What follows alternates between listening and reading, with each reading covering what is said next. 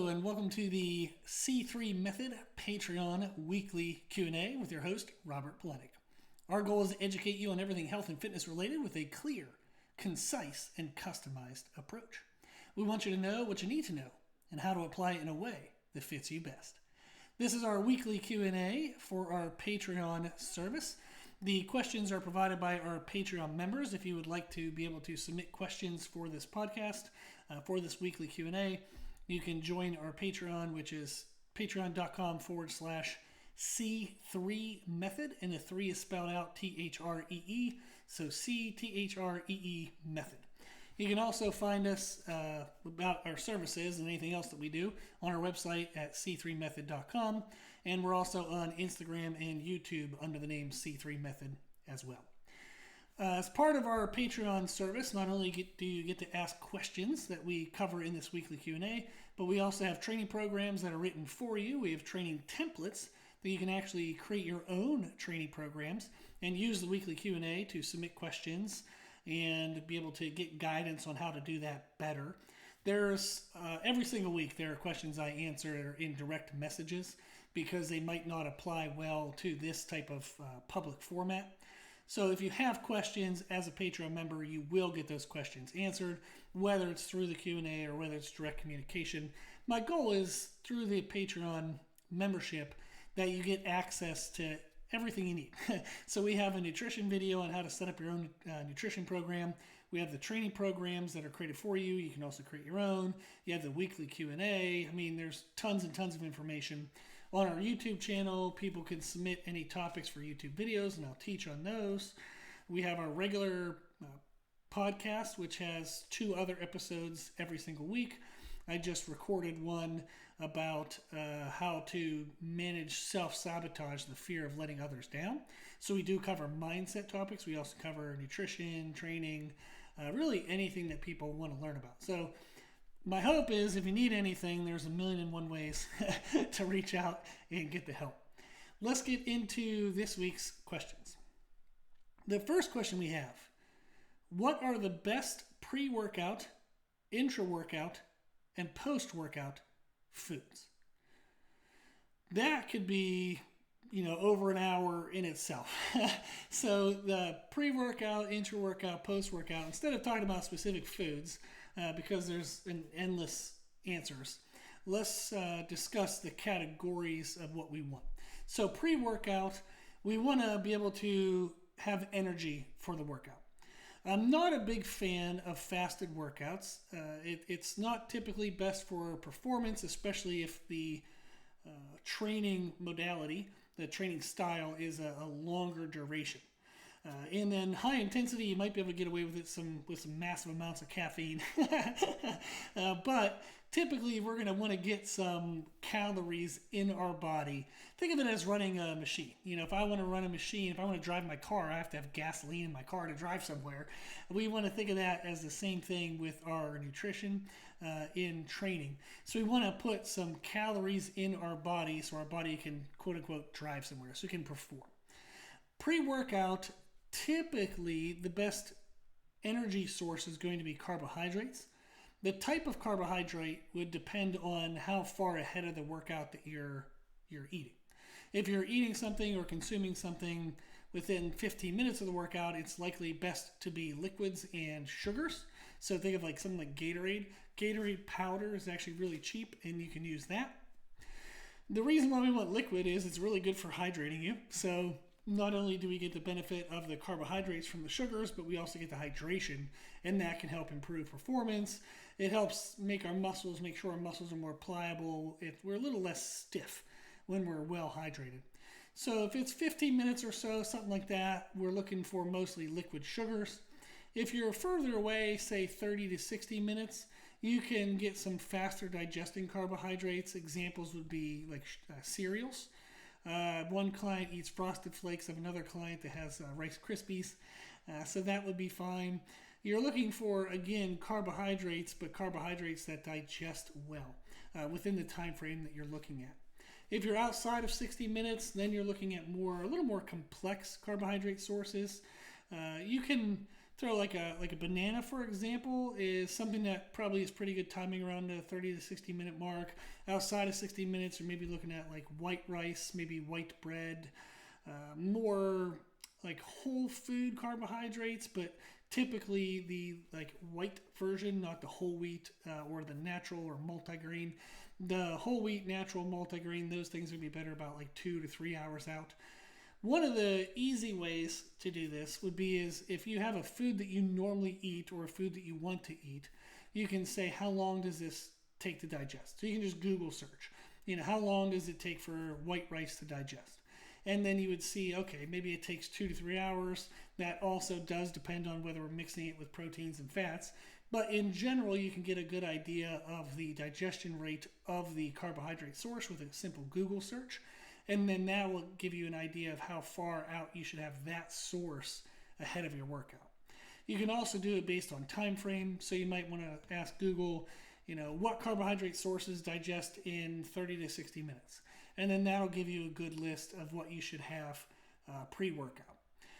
That's really going to be the parameters that apply in 99.9% of cases. Like the clients who eat cereals, like the 2 clients who I had do that, they were basically alternates for the Olympics. So they're high-level athletes, and that worked totally fine for them.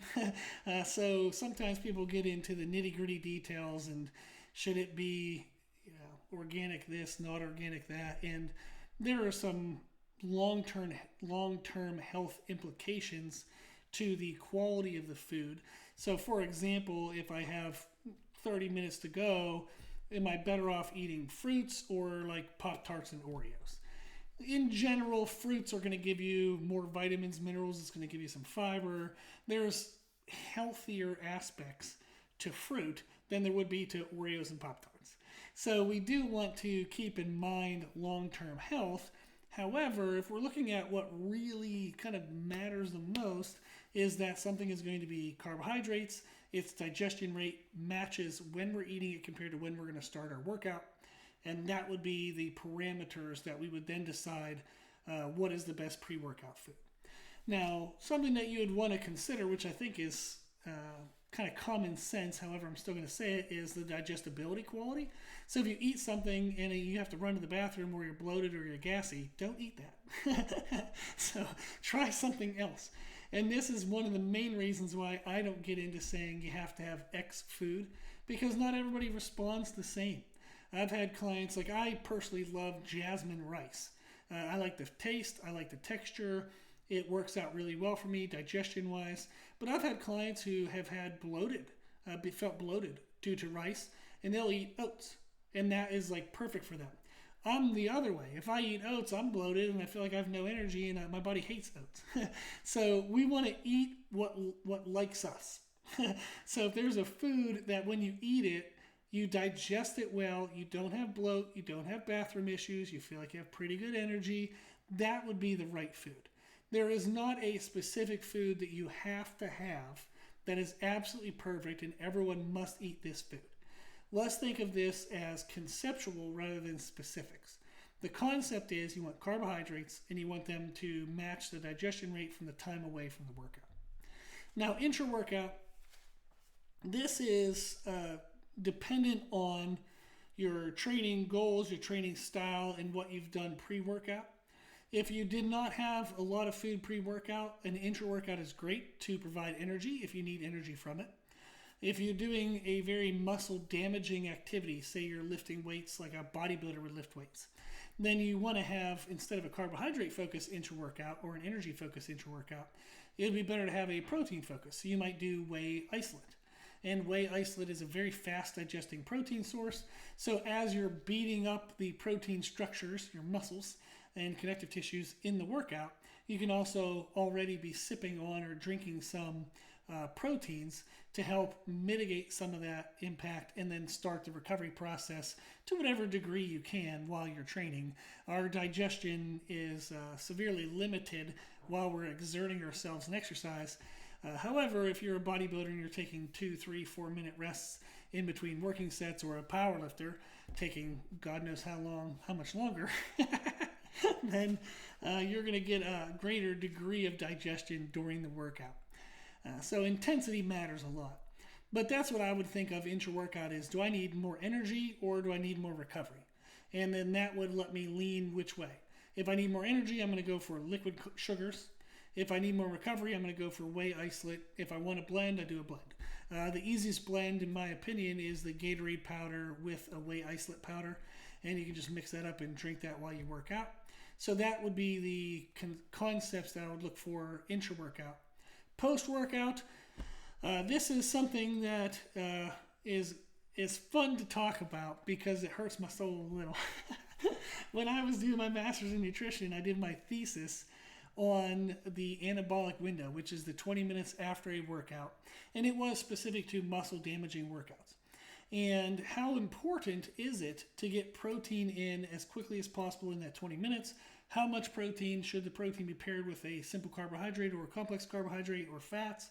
And that was a big research. So I ended up writing a 50-page paper, over 200 peer-reviewed research articles, spent an enormous amount of time and effort on that. And what I've learned was that, the sooner you can get protein in, the better. If you want to pair it with some carbohydrates, that kind of depends on your caloric allowance and what your long-term goals are. If you're really trying to cut body fat, the carbohydrates aren't necessary. Just get a really fast, simple digesting protein source, which would be the whey isolate. If you're at like performance goals and or you're trying to gain weight, then adding a simple carbohydrate is great because it does help shuttle the protein a little bit faster into the muscle tissues. However, what you do 20 minutes after the workout really doesn't matter much unless everything you do for the next 24, 36, 48 hours, maybe even more, is correct as well. Our total calorie intake for our recovery period post-workout, which depending on the intensity of the training can be a couple hours to a couple days, we would want to have sufficient calories, sufficient total protein. We want to have that relatively spread out so there's always protein available in our bloodstream. And that's what matters more than what we do in that one single meal stimulus in the 20 minutes after a workout. So although that is helpful, like an intra-workout can do a lot to reduce soreness, proper post-workout protein consumption can do a lot to reduce soreness. And both of those are meaningful towards protein synthesis, like muscle creation and muscle repair, but it's only if our total calories and our total protein and our distribution are correct for the total recovery time following the workout. So everything needs to be balanced in perspective. But that is what I would look for post-workout is you want protein, and then you're really only going to pair that with a carbohydrate if you're at like performance focused or muscle gaining focus. If you're with fat loss focused, the carbohydrates aren't really necessary. So that would be the quickest version of how to answer that question is what are the best foods for pre-workout, intra-workout, and post-workout. Hopefully that helps. Question number 2. Is breakfast necessary? I know people who do intermittent fasting and don't eat until midday, and it helps them lose weight. If that works, then is breakfast necessary? I promote that clients consume calories relatively evenly throughout the day. A general breakdown that I use with most clients is we divide the waking part of our day into 3 sections. So a day is 24 hours. We usually sleep for 6 to 8 hours. That means you're awake for 16 to 18 hours. If we divide that by 3, you get roughly about 5 to 6 hours. So the first 5 to 6 hours of being awake, we want to have a third of our calories and protein. So that's the first 1/3 of our day of being awake. We have a third of our calories and protein. The next 5 to 6 hours, which would be the next 1/3 of the day, we have another third of our calories and protein. Then the final 5 to 6 hours, the final third of the day, we have our final third of our calories and protein. The reason why I like this is it balances not only weight control, but our experience during our diet, whether that's a diet to lose fat, maximize performance, build muscle, whatever the diet might be, even if it's just for optimal health.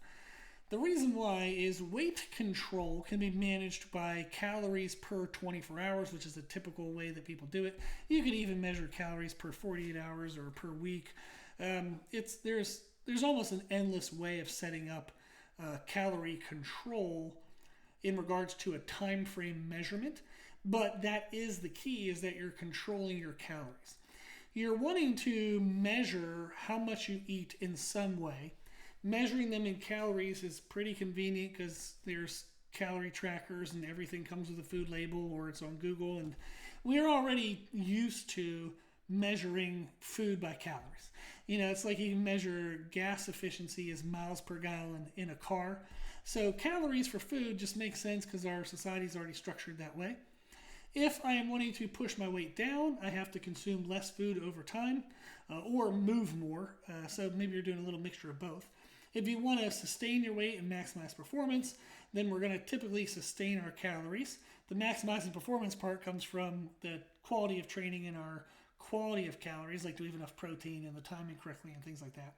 And then if you're wanting to gain weight, like gain muscle mass, then you have to push calories up over time, and again with sufficient training stimulus and sufficient protein. But calories, whether we eat less, eat the same, or eat more, is how we control our weight. But what our weight does is such a small part of what we experience. If we distribute our calories more evenly throughout the day, we have a more even energy, we have a more even mood, and we have a more even experience throughout our process. Whereas what most people do is they undereat during the day, they overeat at night. So during the day, they're cranky, they're grumpy, they have low energy, they're dehydrated. And then at night, they eat a whole bunch of food that their body really doesn't need. So there's this momentary excess. And in the momentary excess, the body saves some of that excess to basically cover the stress and the damage that was created during the day by being in too large of a deficit. Even if our goal is to drive our calories down to create fat loss, the amount of the deficit that we want to have needs to be controlled, and it's more optimal for fat loss and not losing muscle tissue if we have it controlled and actually pretty evenly spread throughout the day. We don't want to be in like some massive thousands of calorie deficit during the day and then a thousands of calorie surplus in the evening. What you'll find is that your body composition is trash and your weight might not move very well. So it's going to be much harder to manipulate your weight, and you're not going to look good. You're not going to feel good.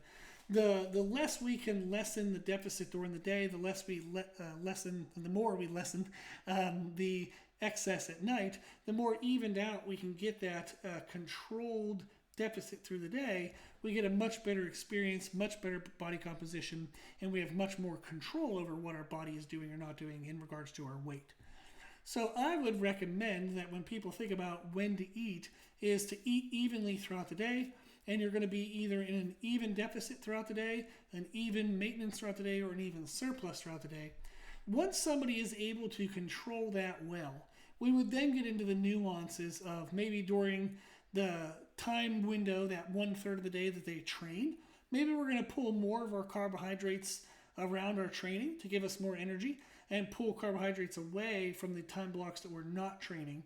And that helps us actually maximize performance and then actually maximize the fat loss in those other sections of the day. But people can't do that if they can't do the first step, which is just having some moderate level of control throughout the day. So that would be the goal of why I have clients eat breakfast, is the experience they're going to have throughout the day is typically better. People who do intermittent fasting, it works great for a lot of people, but they may not be maximizing their body composition.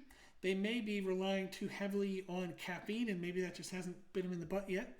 They haven't had caffeine withdrawals or maximized their caffeine tolerance. So I had one client one time that came to me and they were consuming 1,000 to 1,200 milligrams of caffeine a day. That is bonkers. Think of a normal energy drink like Monster energy drink or Reign or Bang or whatever the heck they have now. Those are usually around like 200 milligrams. So it's like they were having 5 to 6 energy drinks a day. and they were like, my energy's fine. And I'm like, it's actually not. And this is why you've stagnated in your weight loss. This is why your body composition isn't great. This is why your sleep is trash. This is why our hormones are going bad, because our sleep is trash. So they had a lot of issues that they didn't recognize was related to the caffeine intake, and they didn't recognize the caffeine intake was related to the fact that they were delaying when they were eating so much throughout the day that they needed the caffeine for their energy. So there's a lot of downstream effects from what we do, and one of the things that people do with intermittent fasting can be over-reliance on caffeine. And there's nothing magical about intermittent fasting compared to if you just allocate your calories out throughout the day. So using this 1/3 method, there's nothing special about fasting compared to a more even intake of the food. So I like having the more even intake of the food because it has more even energy, more even experiential aspects. And then also it gives us in the future ways to manipulate what we do to better time and match our activity levels and our performance and workout goals. So, is breakfast necessary? No, but is it a good idea to space your food out throughout the day relatively evenly? My answer is yes. Next question we have, pros and cons of high bar versus low bar squats. Okay, pros and cons. Let's go with what's good and bad about high bar, and then what's good and bad about low bar. I would argue that there's really nothing bad about them. I mean, if you have the anatomy and you can do both comfortably, there's benefits to blending both into your programming. High bar squats, and if you're unfamiliar with what that means, when you're doing a squat, the barbell rests on your upper back. There's positions that you can put the bar where the bar might be an inch or two, depending on somebody's anatomy, an inch or two higher on your back, and that would be a high bar squat, or an inch or two lower on your back, and that would be a low bar squat. Typically, a high bar squat allows your torso to be more upright. When the torso is more upright, the squat in general is going to be more quad dominant. So you're going to use more quads as compared to your adductors and glutes, and there's going to be less strain on your core muscles, your spinal erectors, your obliques, and your rectus abdominis, your six-pack, to brace your body. So the more upright torso we have, the less abdominal stress we have. And then a low bar squat does the inverse, is there's less quads and there's more of everything else I mentioned. So more adductors, more glutes, and more stress on the core muscles, the spinal erectors, obliques, and rectus abdominis. The benefit of, or I guess like why somebody would choose one squat or the other, it depends on what their training goal is. If their training goal is strength, they're going to want to match their anatomy. If they have long femurs and their hip sockets are relatively flared out, meaning they feel more comfortable with a wider stance, they're typically going to do better with a low bar squat because that will match their anatomy better. So although their torso is going to have to be more angled to the floor, it's more of a hip hinge style squat, they're going to feel just more comfortable, stronger in that position. If you have somebody with long femurs and their hip sockets are relatively flared out, and you tell them to do high bar narrow stance, they're going to hate life and they're never going to hit parallel. They're going to probably have a lot of knee issues. So if you're strength based, you want to match your anatomy. In general, I look at femur length, which is your upper leg length, and then based on somebody's comfort level with stance width, you can get an idea of whether they have flared out hips or relatively forward hips, and that's going to impact their squat stance as well. So the longer femurs and flared out hips, they're going to typically favor low bar for strength. The more the hips aim straight, the hip sockets aim straight, and the shorter the femurs, they're going to tend to err on the side of or favor high bar squatting. The other alternative, like the other aspects we look for, is if they're not strength-based athlete, maybe they're a growth athlete, like bodybuilder, they want to squat to build bigger quads. Well, then we're definitely going to do high bar, and we would mitigate whatever positional issues we have to make sure that the high bar is comfortable. And what I mean by that is we want to get them in as much of an upright squat as possible, so they might have to wear Olympic lifting shoes. They may even have to stand on a wedge with Olympic lifting shoes. That's actually how I have to squat if I want to do a high bar squat. So if I want to grow my quads, I actually prefer to do front squats. Or the lazy way out is at home. Meredith and I have a Rogers Power Squat Pro, like the Squat Pro machine, which is basically it's like a safety squat bar on a machine. It's a guided machine squat, and it allows me to get very upright, and her as well. So that is a much better quad focused. Even if you don't go to parallel, it's actually not even necessary to go to parallel if you're trying to grow your quads. You want to go low enough that you don't feel like your kneecaps are going to explode. So you do want to have a certain amount of depth to where you get a little blend of all the other muscles included, but it's still going to be quad dominant. So if your goal is quad growth, then you would want to squat high bar, narrow stance, and do whatever you have to do to manipulate that positioning to make it work. If you're squatting to grow the adductors and glutes, then you're going to want to probably do a low bar, and you're going to do a wider stance. And then you would manipulate whatever you have to manipulate for that to work. So you might have to squat in flat shoes rather than Olympic lifting shoes.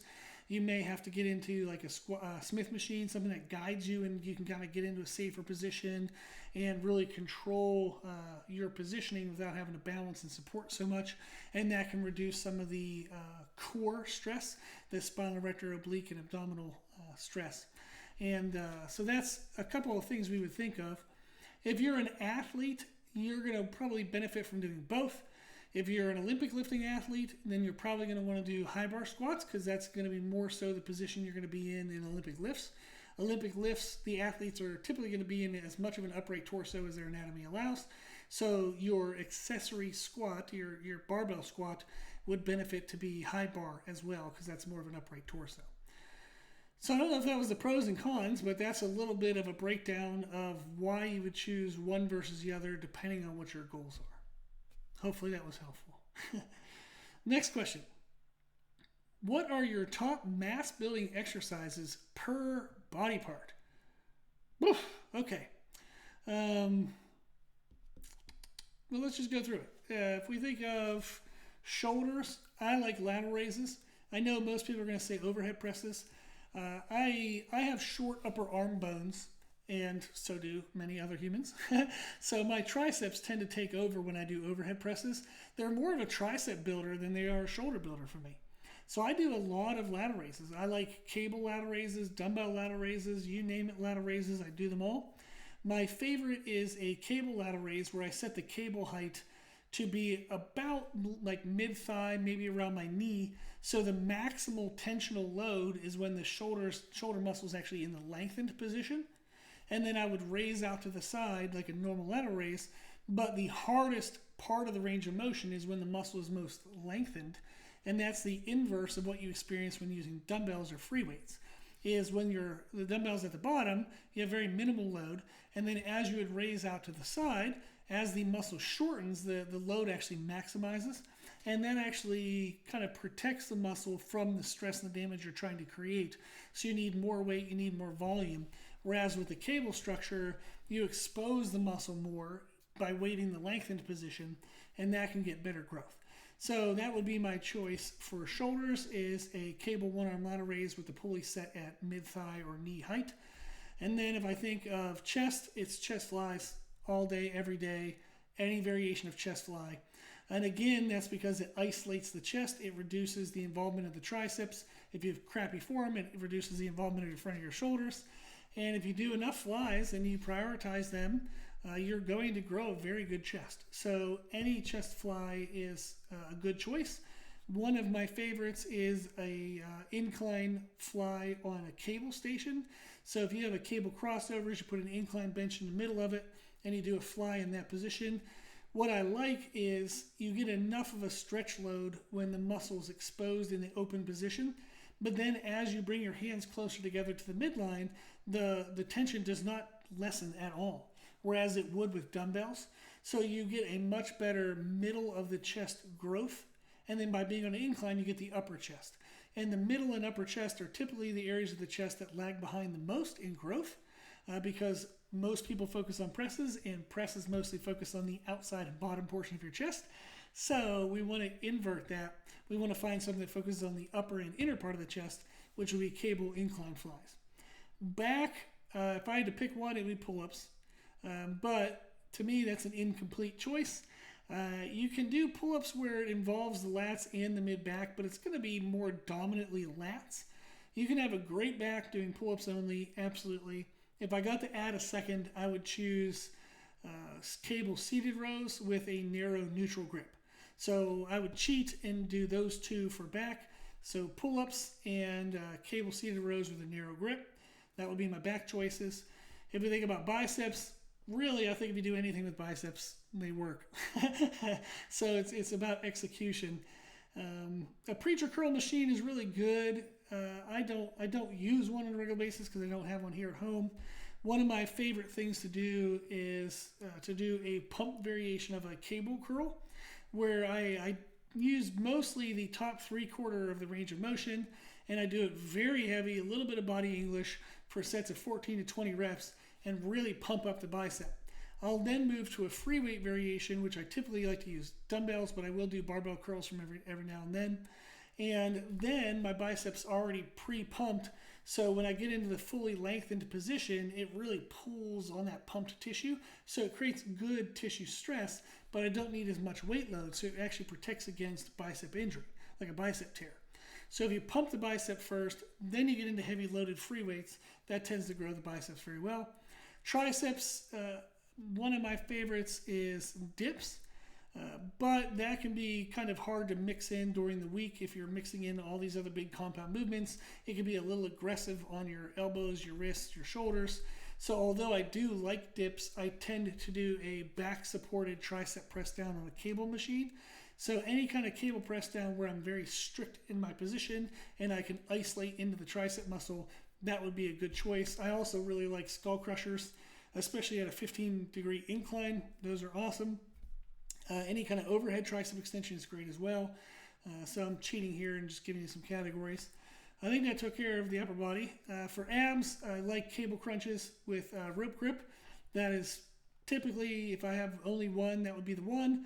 The other one I would do would be decline crunches. So if you get on a decline bench and just do crunches, especially weighted, that'll grow your abs really well. Then we go to the lower body. If we think of quads, this is going to be counter to what most people would say, but I really like leg extensions. I know that people are going to say that that's more of like a priming or a pre-exhaust, but I really, really, really like leg extensions. And I found for myself personally that my legs grow from higher repetitions and higher volume. When I did powerlifting and I could squat 600 in knee sleeves, my legs were the smallest they ever were. So when I pursued heaviness and strength, like low rep sets, my legs got really strong, but they didn't grow. What allowed my legs to grow was actually doing higher rep sets. Most of what I do is like 14 to 20 reps, and then I do a lot of work between 20 to 30 reps. That has allowed me to grow my legs the most, and I really believe that if you spend a good amount of time doing leg extensions, where you're looking at like 4, 5, 6, I've even done up to 10 working sets on leg extensions. Then, if you go into a hack squat or a leg press, it damn near doesn't matter what the hell you do. Anything's going to annihilate your quads. So I like leg extensions, and then I would choose anything that was a narrow stance and an upright torso, which you can mimic with a hack squat, the Roger Squat Pro. I will use our leg press from time to time, a narrow stance as low as I can go, where my heels still stay on the platform. So those are typical choices that I choose for quadriceps. Hamstrings, just pump them up and then tear them apart. So they're like biceps is. I use our lying leg curl to get a really massive pump in the hamstrings, and then I'll do barbell RDLs to kind of pull that pump open, and that grows the hamstrings very well. For glutes, I like hip thrust machines. We have a Nautilus glute drive here at home. I think that's a freaking awesome exercise. You can also do walking lunges, Bulgarian split squats, step ups. Any of those movements are going to grow your glutes very well as well. I think that's all. On the calves, my favorite thing for calves is any straight-legged variation, and I like to do what's called overloaded eccentrics, to where I'll actually use my hands or use something to help perform beyond failure concentrics, and then have to release the assistance and force the calves to control the eccentric. So I'll maximize my concentric capacity, then add 2, 3, even 4 reps of eccentric overloads. And any variation, any machine, that tends to work really well. So that was a quick list. That's quick to me. But hopefully that helped answer that question. Next question we have. I recently listened to a podcast discussing the difference between motivation and discipline.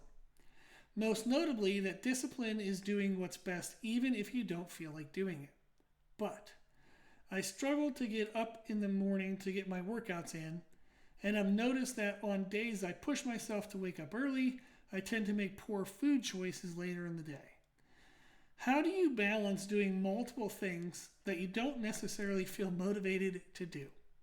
How can you sustain discipline when it feels like you're making forced choices all day? That's a very good question. The convenient and what sounds flippant answer is do less forced things. So reduce the friction of as many things as you can. And what that means is make everything the least complicated it can be that still allows you to maximize your outcome. What I mean by that is if you want to wake up in the morning and work out, get to bed early, get to bed on time, make a consistent bedtime. Then what you do about 30 minutes to 60 minutes before bedtime really helps. Try to get away from stimuli like TV or Netflix or something where you're visually active but you're kind of mentally numb. We want to get away from that. So one of the best things to do is to get into bed, maybe do a little bit of journaling, maybe listen to an audiobook and just close your eyes. You want to reduce light, you want to reduce sound, you want to reduce chaos. You want to get yourself in an environment in which falling asleep is easy, but do that where you can stay sleeping. So if you fall asleep in front of the TV, you eventually have to get up, turn off the TV, go brush your teeth, pee, then lay into bed, and then you're wide awake. So don't fall asleep outside of your bed. Fall asleep in your bed. So your nighttime routine matters a lot. That will help you then get up early in the morning. And then during the day, you want to pre-plan your meals as much as you can. Have meals that are known, like, okay, I'm either going to have option 1, 2, or 3 for breakfast, option 1, 2, or 3 for lunch. I have them packed, I have them prepared, I have them ready, or I know, maybe option 3 at work is I leave the office, walk a block down the street, and there's a Chick-fil-A, so I know I'll do that. We want to streamline our choices, have our choices pre-made as much as we can in things that are within our control and or semi-predictable. So if we reduce the forcefulness of other choices, we then increase our capacity to do the forcefulness of the good choices that we're trying to make current new habits. That would be the general answer. I know that you may want more specifics for you. So if you are interested, you can sign up on our website, www.c3method.com. Sign up for the consultation and we'll chit-chat about your specific schedule, your specific needs, the things that you feel specifically forced with, and then how we can streamline that. But that would be the goal, to kind of switch from motivation to discipline. How can I have more discipline? How can I do more things when I don't want to do them? Is by doing less things when I don't want to do them. Make everything as streamlined as you can. Get rid of decision making so that way you don't run into decision fatigue, which is a real thing. That does happen as we make more and more decisions throughout the day. We do tend to make poorer choices and more convenience-based choices later in the day. So if we can reduce our decision fatigue, we can end up then making better choices throughout the day. Awesome. That's a really good question. Okay, last question we have is a business question. I've heard you mention in past podcasts that you don't have clients sign contracts. If I'm wanting to create more financial stability, would client contracts be an option? Or is there a specific reason you don't use them that would be helpful for other trainers like myself to know? Okay. I do not have my clients sign contracts. We do month-to-month training, so they just pay every month if they're happy each month. That is how I've chosen to do it. It does not mean that that's the best way, and actually I'm probably in the minority. Most online coaches, most online services for health and fitness are going to have you sign contracts, and it's exactly for that reason. They want financial stability. They're going to say that they also want you to commit to something, and it's a sign of commitment if you were to sign for 3 to 6 months, which is true, but I believe it's a secondary truth too, that they just want to know if they're going to get paid for the next 3 months or not. there's tons of benefits to that. The main reason why I never chose to do it is because I didn't need to over the years. So when somebody signed up for me, they got a month in, they usually were pretty happy and we just kept going. And then whatever reason they had to cancel for was typically a reason that I wouldn't want them to have to continue to pay. They were either moving. One person like recently had some damage to their house. They had a tree fall through their roof and they're like, dude, I am so sorry, but we're going to need to pay for that. Can I just kind of, take the next month or two of my own and come back whenever we get this paid off? I'm like, hell yeah, no worries there. I wouldn't want to force them and say, no, you're under contract, and if you don't pay me, I'm going to sue you. I'm never going to sue anybody. It's probably not worth the time or the money that it would take to do it, to get what I want out of it. So I usually would, quote unquote, lose clients for reasons that I wouldn't want to force them to continue to pay for a service that wasn't in the best for them financially. Like, I want them to be healthy and happy, not only physically, but spiritually, emotionally, mentally, financially. So if they run into something in life where the service no longer is best for them, I would not want to force them to continue with the service and or the payments of the service. That is my choice. It does not mean that it's the best for business. It's not a best business choice. It's just how I want to do things. I've been very fortunate to have really good client longevity. I have very low client turnover. I get people reaching out through the podcast, through Instagram and YouTube, not so much, but mostly the podcast and Instagram a lot. And that's been a fortunate way for me to grow the business and continue to work with more and more people, to the point where I don't need yet to implement contracts in order to protect my finances. I'm very fortunate, very blessed. I'm thankful to God and for the people who support me every single day that is the truth for me. But that is why I do it the way I do it. Do I believe that contracts can be helpful? Absolutely. There is a great aspect to having people commit to a goal, and being able to pay in advance is a great way for them to do that. So I do believe that there's merit in that structure. I've just found for myself that I've chosen a different way. It's not that it's better, it's just different.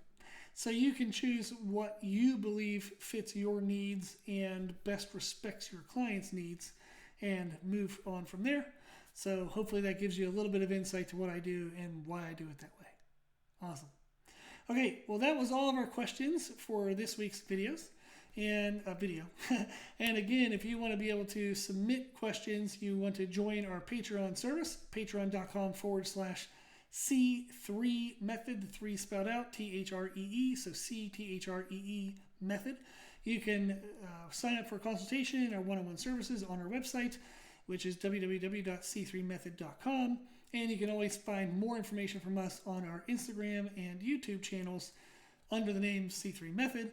And then if you're listening, you're watching this video on YouTube, make sure you check out our podcast as well. It's titled the C3 Method Podcast with Robert Polenic. You can find that on iTunes, Podbean, and most podcast platforms. I do share 2 other podcasts every single week on a variety of topics. I hope that if you need anything, there's a way for you to get in touch and you can find what you need. Okay. As always, I hope this was helpful, and thank you for watching.